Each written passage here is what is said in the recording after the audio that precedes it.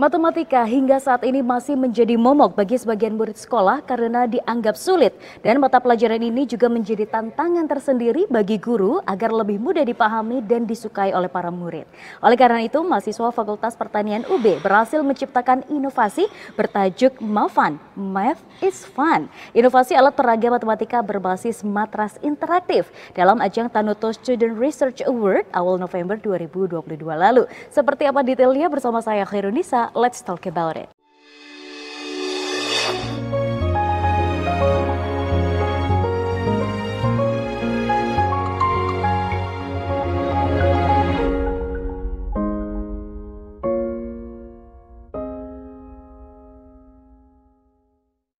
Ya pemirsa, kembali lagi bersama kami dalam program Let's Talk. Pada episode kali ini telah hadir narasumber kita yaitu Zulfikar Dabi Anwar, yaitu mahasiswa Fakultas Pertanian UB dan juga seorang inovator yang membuat MAFAN itu sendiri. Wah, kita nanti akan ngobrol nih Mas, gimana kabarnya hari ini? Alhamdulillah sehat Kak. Alhamdulillah. Nah, sebelum kita ngobrol lebih jauh tentang MAFAN itu apa gitu ya. Nah, kita pengen sih diceritain tentang Tanuto Student Research Award ini, ajang seperti apa sih sebenarnya? Silahkan. Oke, sebelumnya mungkin perkenalan dulu ya Kak. Oke, perkenalkan saya Zulfikar Dabi Anwar, bisa dipanggil Zul. Dan saat ini saya sedang menempuh pendidikan untuk program studi agribisnis di Fakultas Pertanian Brawijaya semester 8 gitu. Nah, jadi alhamdulillah tahun ini saya istilahnya menjadi delegasi dari Brawijaya dalam ajang Tanuto Student Research Award atau biasa disingkat TSRA. Jadi TSRA itu merupakan seperti kompetisi tahunan yang diselenggarakan oleh Tanuto Foundation bagi 5 universitas, yaitu Universitas Brawijaya, Universitas Indonesia, Universitas Diponegoro, Institut Pertanian Bogor, dan juga Institut Teknologi Bandung. Jadi setiap universitas tersebut akan mengirimkan delegasi dan dalam TSRA tersebut akan dibentuk tim yang berasal dari 5 universitas tersebut dan nantinya kita akan mendapatkan arahan untuk membuat suatu alat peraga ataupun proyek seperti itu. Oke, berarti di luar 5 universitas tadi belum bisa bergabung ya? Betul Kak. Oke, nah kalau kriteria sendiri dari teman-teman yang berasal dari 5 universitas tersebut, apakah ada kriteria khusus yang harus dipenuhi untuk mengikuti seleksi awal? Oke, kalau kriteria khusus mungkin setiap univ beda-beda ya Kak. Kalau dari Brawijaya sendiri itu sistemnya delegasi. Dan biasanya diambil dari mahasiswa berprestasi masing-masing fakultas seperti itu. Wah, di luar biasa. Alhamdulillah kemarin saya dan teman saya dari Fakultas Pertanian diamanahi untuk menjadi Mawapres dan juga ditunjuk untuk menjadi delegasi FP sekaligus delegasi UB di TSRA itu Kak. Wah, luar biasa. Nah, kemudian perjalanannya sampai akhirnya awarding tentunya tidak mudah. Nah, ingin dong diceritain juga berapa lama prosesnya teman-teman, mulai dari seleksi, kemudian mungkin ada matching dengan tim lainnya ya, karena tidak hanya di UB juga. Silahkan diceritakan. Oke, kalau mungkin awalnya itu mungkin bulan Maret atau enggak April Kak. Tapi kita terjun lapang secara langsung itu antara Mei sampai Juni. Jadi Mei sampai Juni itu kita sudah dibentuk satu tim yang tentunya dari berbagai latar belakang. Kalau saya pertanian, lalu teman saya ada yang kriminologi, bahkan ada juga yang anak teknik walaupun dia cewek tapi teknik gitu. Lalu juga ada yang astronomi gitu. Waduh. Nah, itu seperti suatu hal yang baru bagi saya karena tentunya dengan beragam latar belakang tersebut dan juga sifat yang dimiliki oleh mereka dan juga mungkin bawaan dari provinsi yang mungkin sifat Jawa Timur agak beda gitu ya Kak. Itu sebuah tantangan karena kita harus menyesuaikan dengan mereka seperti itu. Nah, jadi kurang lebih selama 6 bulan dari bulan Mei itu hingga November kita mengeksekusi tugas yang diberikan TSRA.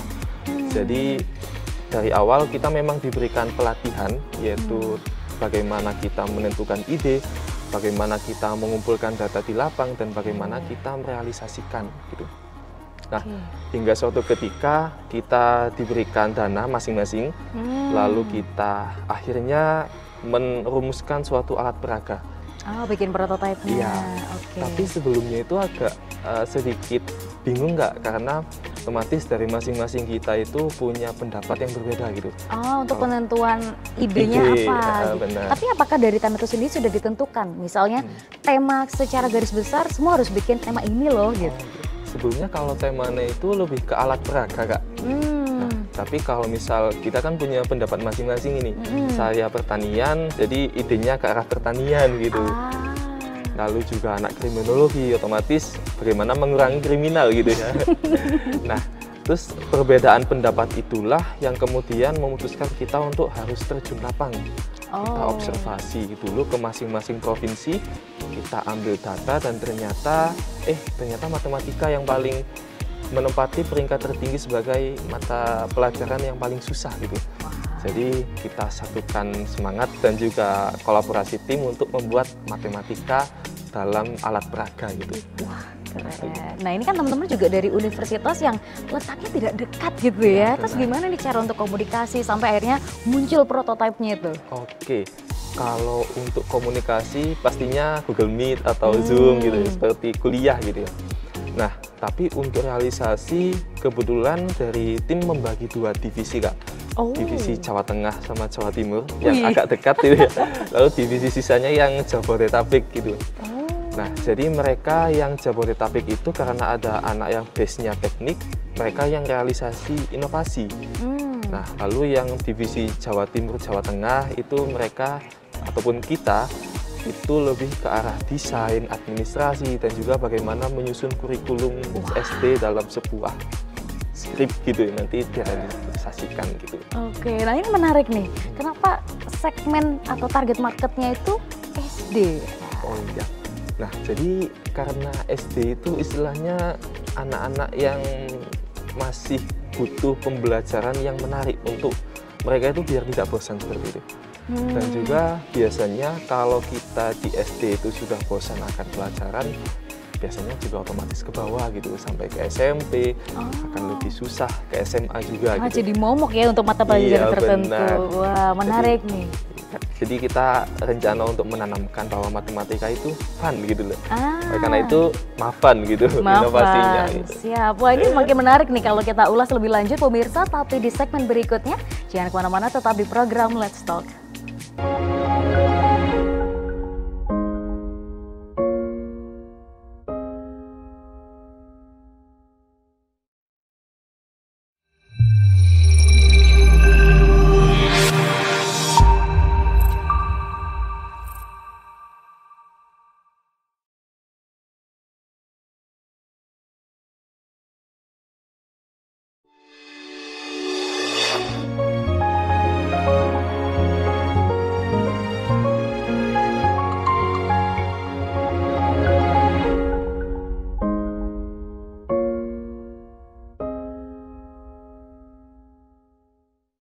Ya pemirsa, kembali lagi bersama kami dalam program Let's Talk, masih berbincang dengan Mas Zulfikar. Pada segmen sebelumnya sempat di-spoiler dikit nih tentang inovasinya yang bertajuk MAFUN, Math is Fun. Dan ini segmennya khusus untuk rekan-rekan atau teman-teman kita yang berada di sekolah dasar.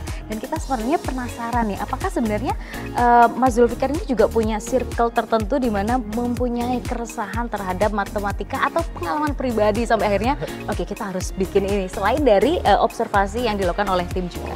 Siap. Jadi sebelumnya kalau misal pengalaman pribadi ya Kak, sebenarnya lebih ke pengalaman teman-teman sih. Oh, berarti suka matematika? Alhamdulillah. Oh. Ya, jadi teman-teman itu ketika ada pelajaran matematika pasti kalau nggak ngantuk ya males gitu. Saya juga kurang tahu mengapa kok ada kondisi seperti itu. Nah, memang dari pengalaman saya pribadi dan juga teman-teman juga melihat memang biasanya pembelajaran matematika cenderung seperti masih tradisional seperti itu. Textbook aja ya, gitu textbook, ya. Dan juga dari gurunya juga jarang menggunakan alat peraga gitu. Otomatis dengan mata pelajaran yang dianggap sulit, lalu juga minimnya alat peraga juga menyebabkan mereka malas gitu. Oke, dan akhirnya muncullah inovasi MAFUN itu sendiri, dan sepertinya sudah dipersiapkan nih. Boleh sambil dijelaskan kepada pemirsa. Oke, jadi untuk latar belakang mungkin tadi sudah disinggung, yaitu terkait matematika yang dianggap sulit dan juga Bahkan beberapa literatur juga menunjukkan hal yang sama gitu. Lalu juga kami merancang sebuah alat peraga melalui metode yang kita dapat ketika TSRA, yaitu design thinking. Dan alhamdulillah juga kami belajar hal baru juga gitu. Nah, jadi sebelumnya Mavan itu merupakan alat peraga yang berbentuk matras, Kak. Nah, tapi kalau matras pada umumnya kan biasanya itu hanya diinjak gitu. Nah, kita mengkolaborasikan teknologi. Jadi matrasnya itu ketika diinjak maka sensornya itu akan terhubung dengan audio. Jadi kemudian muncul soal gitu. Waduh. Nah, jadi si anaknya itu sekalian nginjak, sekalian main, juga sekalian jawab soal gitu. Wah. Ya. Nah, ini mungkin untuk gambarannya, mungkin prototipenya seperti ini, Kak. Nah, lalu untuk Mavannya itu untuk ukurannya kurang lebih 2-3 meter gitu. Jadi sedikit memakan tempat karena memang menyesuaikan dengan anak-anak gitu ya. Karena tujuannya sambil bermain juga ya. Iya, benar gitu. Nah, jadi untuk Mavannya ini sendiri kami mengkombinasikan dari matras yang memang empuk biasanya itu dengan beberapa bahan dari teknologi seperti IoT seperti itu. Jadi ada modul MP3, lalu juga ada kabel dan WiFi port, dan hingga aluminium foil juga semua kami rancang gitu sehingga tercipta Mavan ini. Oke, dan ini ya prototipenya yang benar. matras. Oke, kita ingin mengulas lebih lanjut nih. Nah, biar pemirsa juga lihat, jadi matrasnya ini kalau diberdiriin seperti ini, tapi penggunaannya sebenarnya ditidurin dan diinjak ya. Benar. Oke, nah boleh nih diceritain, kalau dipencet soal, terus ini gimana kok bisa zong, terus ada ABC ini gimana nih? Oke, sebelumnya kalau ini ada part yang tidak saya bawa, yaitu Bluetooth. Sebenarnya mereka itu menyambung gitu, Kak. Nah, jadi sebelum penggunaan dari anak-anak itu, dari guru harus men-setting dari Bluetooth-nya harus terkoneksi, karena itu akan menghubungkan audio gitu. Nah, ketika dimainkan, anak-anak harus menginjak zona soal, lalu audio akan menyampaikan soal yang diberikan. Soalnya ini kita rancang dalam 3 level, level paling gampang, sulit, dan juga medium seperti itu. Nah, setelah soal dibacakan, lalu juga alternatif jawaban juga dibacakan, mereka harus memilih salah satu dari opsi ini. Nah, dengan cara menginjaknya gitu, karena matras jadi. Iya, betul. Nah, sebenarnya dari anak-anak itu memiliki 2 kesempatan. Kalau misal jawab menginjak pertama itu salah, mereka masih diperbolehkan untuk menginjak alternatif jawaban lain. Nah, tapi ketika masih salah, mereka harus menginjak zona zong. Nah, zona zong ini yang akan memberikan mereka hukuman, tetapi hukumannya itu menyenangkan gitu, Kak, karena Mavan gitu ya. Oke, contohnya apa tuh hukumannya? Nah, biasanya itu mereka disuruh menyanyi ataupun berjoget, karena ini kelompok, mereka rame-rame gitu. Wah, berjoget seru. Ya, gitu. Kalau tipikal soalnya seperti apa? Karena kan langsung menjawab, apakah itu dengan hitungan yang rumit atau sekiranya bisa dibayangkan dengan anak-anak? Kalau untuk soalnya itu kita fokuskan kepada perkalian, pembagian, penjumlahan, dan pengurangan, karena itu yang menjadi dasar dari anak-anak SD gitu ya. Nah, jadi untuk soalnya kurang lebih bagaimana mereka mengalihkan, tapi kita asumsikan seperti kehidupan sehari-hari. Seperti Rani diarahkan untuk membeli jambu. Dia membeli 3 jambu, dengan 1 jambu Rp1.000. Nah, itu mereka harus menjawab soal seperti soal cerita seperti itu gitu. Jadi semakin menarik ya, imajinasinya juga ikut main. Benar, Kak. Oke, baik. Nah, kemudian ini tadi dikatakan bisa dimainkan kelompok gitu ya. Nah, itu gimana hitungan skornya atau mungkin cara penggunaan dengan kelompoknya itu bagaimana? Oke, jadi kalau misal Mavan ini digunakan sebenarnya dikembalikan kepada gurunya, Kak. Gurunya itu dapat men-setting ini bisa dimainkan 3 orang ataupun 4 orang. Dan dalam aplikasinya kita juga mencantumkan seperti papan skor yang akan digunakan oleh guru untuk mencatat ketika mereka salah ataupun ketika mereka benar gitu. Jadi kita memfasilitasi guru untuk penggunaan Mavan ini, lalu juga mengkreasikan guru tersebut seperti mereka bebas untuk mengajarnya itu seperti apa gitu. gitu. Oke, wah ini menarik, berarti ada aplikasi terpisah yang itu dimiliki oleh guru, di mana di situ ada kurikulumnya. Jadi gurunya yang menentukan mana dulu nih yang dibuat latihan oleh anak-anak. Oke, wah semakin menarik nih pemirsa. Apakah ini juga sudah diuji cobakan kepada anak SD langsung? Kita akan tanyakan di segmen berikutnya. Jangan kemana-mana, tetap di program Let's Talk.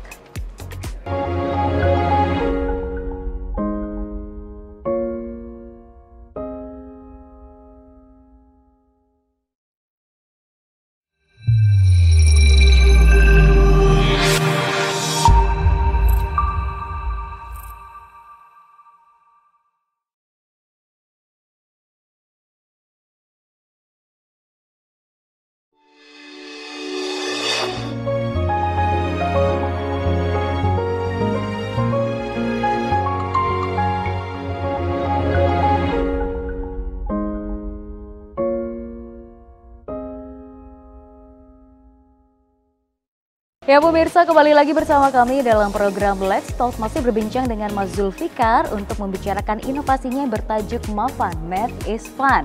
Di segmen sebelumnya telah didemonstrasikan nih berkaitan dengan prototipenya. Nah, kira-kira apakah sudah diuji cobakan kepada teman-teman kita di sekolah dasar dan seperti apa responnya? Kita langsung ngobrol aja, gimana nih Mas? Oke, nah alhamdulillah kemarin juga dari tim memiliki waktu nggak untuk uji coba gitu. Ini mungkin ini beberapa dokumentasi. Jadi uji cobanya itu dilakukan di Jawa Barat, tepatnya di SDN 103 Coblong. Nah, jadi kami menyasar SD 103 Coblong itu karena itu yang kita observasi sebelumnya. Dan juga kita survei dan memperoleh data yang matematika itu cenderung kurang diminati gitu. Nah, jadi kita implementasinya ke SD tersebut dengan melibatkan 4 siswa. Lalu dari siswa juga kemarin itu sangat antusias mereka karena seperti mendapatkan angin segar atas matematika yang sulit gitu ya Kak. Jadi biasanya matematika based on book. Jadi dengan menawarkan Mafan ini mereka juga sambil loncat-loncat, sambil ceria gitu. Tapi ya tetap menjawab matematika gitu. Oke, lebih banyak salah apa benernya tuh Mas? Nah, kemarin sih banyak salah Kak. Karena saking happy-nya ya. Iya, nggak fokus mungkin. Iya. Oke, nah kalau respon dari gurunya sendiri melihat alat peraga yang model baru seperti ini tuh bagaimana? Kemarin juga alhamdulillah kita mewawancarai dari guru. Dari guru yang memang mengajar dari siswa ini dan melihat perkembangan anak-anak ketika belajar ini yang sangat antusias, juga sangat istilahnya senang gitu. Karena dari guru itu tidak selalu akan menggunakan buku. Dan guru itu juga nantinya dapat berkolaborasi dalam pengembangan ini, sehingga nanti kadang kalanya mereka menggunakan buku, kadang kalanya mereka menggunakan Mafan ini. Nah, jadi dengan alat peraga ini juga mendapatkan respon positif alhamdulillah. Dan juga dari kepala sekolah bahkan juga mendukung untuk ini memang diimplementasikan di SDN 103 Coblong. Oke, luar biasa. Apakah kemudian akhirnya dihibahkan kepada SD ini atau teman-teman punya planning lebih lanjut terkait inovasi Mafan? Iya, kemarin karena untuk dibawa secara personal oleh anggota tim kan sedikit besar ya Kak. Jadi memang kami sepakat untuk menghibahkan ke SDN 103 Coblong sebagai apresiasi sekaligus hadiah dari tim karena memang sudah ikut dalam pengumpulan survei hingga uji coba gitu. Oke, wah seru. Nah, apakah teman-teman juga sempat kepikiran misalnya ke depannya ini bisa digunakan juga oleh teman-teman yang berkebutuhan khusus atau disabilitas? Oh, pastinya kita akan mengarah ke sana Kak, karena kalau difokuskan kepada disabilitas juga menjadi perhatian tidak hanya dari penggiat pendidikan tetapi juga pemerintah, dan mungkin akan pengembangannya itu diarahkan kepada menyesuaikan dari disabilitas itu sendiri karena penyandang disabilitas kan beragam dan akan kita fokuskan dengan lebih multifungsi.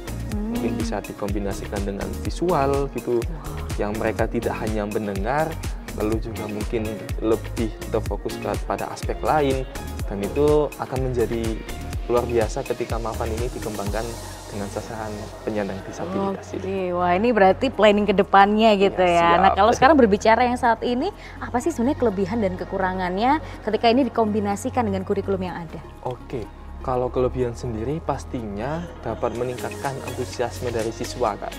Nah, lalu juga seperti kalau tidak salah dari SD sekarang ada kurikulum yang mereka itu menggabung. Jadi Oh iya, pakai ya, tematik ya. tematik seperti itu. Nah, dengan tematik itu mereka lebih diarahkan kepada pembelajaran real life seperti itu. Nah, jadi dengan Mavan itu sendiri, lalu dengan soal yang diberikan itu dengan studi kasus, juga kalau misal kita amati mengasah kemampuan dari anak, terutama dalam critical thinking, lalu juga mereka lebih gampang membayangkan, lalu juga itu lebih menyenangkan, dan itu kami rasa menjadi kelebihan dari Mavan gitu. Nah, kalau misal berbicara mengenai kelemahan, tentunya dari setiap inovasi juga ada kelemahan gitu. Nah, mungkin untuk kelemahan untuk sementara itu karena Mavan itu lebih besar ya, agak besar gitu, tentunya membutuhkan ruang, dan itu juga menjadi PR bagi kami untuk mengembangkan Mavan itu lebih adaptif dan juga lebih mungkin efisien seperti itu untuk ditempatkan di tempat-tempat. Nah, inovasi luar biasa ini apakah sudah didaftarkan patennya nih? Khawatir kan nanti ada yang nonton banyak, Oh iya. bisa ditiru nih. Ya siap, alhamdulillah kemarin sudah Kak, menjelang di Tanoto, kebetulan dari tim, kenapa nggak kita daftarin gitu. Wah, Dan alhamdulillah, iya, alhamdulillah sebelum pelaksanaan sudah kita daftarkan gitu. Wah, Masya Allah, luar biasa, keren-keren. Apakah juga sudah diterbitkan jurnal mungkin? Oke, kalau jurnal sebelumnya mungkin untuk Tanoto sendiri ada output lain seperti buku gitu. Nah, kalau jurnal dari kami sementara masih belum, tapi mungkin dengan data yang ada tidak menutup kemungkinan akan dikembangkan dalam sebuah jurnal gitu. Wah, mantap, baik. Nah, ini terakhir nih pesan untuk teman-teman mahasiswa juga, atau mungkin ada di tingkat nih yang ingin bisa berprestasi seperti Mas Zulfikar, silahkan. Oke, siap. Sebelumnya karena istilahnya saya menjadi bagian dari delegasi TSRA juga antara kebetulan dan antara rezeki gitu ya Kak. Nah, jadi mungkin pesan yang berdasarkan pengalaman saya, jadi kita tidak tahu jalan yang akan kita jalani gitu. Jadi selama ada jalan baru dan menurut kita bagus, mengapa tidak kita jalani gitu. Nah, jadi pesan bagi mahasiswa ataupun adik-adik nantinya untuk berprestasi adalah jangan memandang sebelah mata kesempatan yang lewat ke kita gitu, karena kita tidak tahu kesempatan itu akan mengarahkan kita ke hal baik ataukah justru menjadi hal pengalaman baru dan juga penghargaan baru gitu. Nah, dan mungkin ini pesan untuk teman-teman yang sedang dalam perjuangan untuk meraih prestasi juga. Saya memiliki prinsip yaitu 100 effort and zero expectation gitu. Jadi kita ketika menjalani perjuangan itu otomatis berikan effort terbaik yang kita mampu, jangan sampai menghambat dari kesehatan kita, tapi kita juga menurunkan ekspektasi serendah mungkin. Karena kalau kita menang, pasti itu akan menjadi kebanggaan tersendiri, dan ketika kita belum rezeki, itu kita tidak terlalu kecewa itu. Oke, wah ini luar biasa sekali ya, 100 effort dan juga zero expectation. Terima kasih banyak Mas Zulfikar sudah sharing, semoga semakin sukses. Amin. Dan bisa menginspirasi adik-adik kita semua. Dan pemirsa, tak terasa 30 menit sudah kita berbincang, saya Khairunisa beserta seluruh kru yang bertugas mau pamit undur diri. Terima kasih atas kebersamaan Anda dan sampai jumpa.